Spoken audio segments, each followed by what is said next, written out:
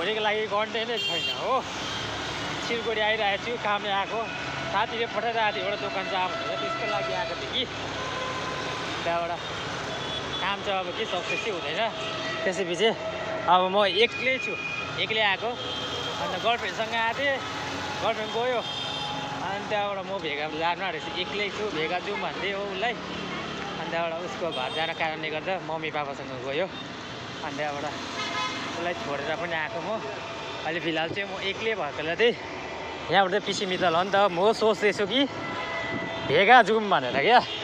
एउटा कन्टेन्ट यहाँ भइहाल्यो, दुईवटा कन्टेन्ट भेगा चाहिँ कस्तो के बनाएको छ भनेर। त्यही भएर म अब भेगा जाँदैछु एक्लै घुम्नु। हेर्छु कोही भेट्छ कि नयाँ नयाँ हिँडेर जान्छु भन्थेँ कि, तर सक्दिनँ, हिँडेर भोक लागिरहेको छ हो। त्यही भएर चाहिँ तर भेगा जाउँ कि नजाउँ भइरहेको छ। एक्लै त अल्छी लाग्छ हो। बज्नु पनि 3 बज्न आँटेछ, बस पनि निक्ल्यो।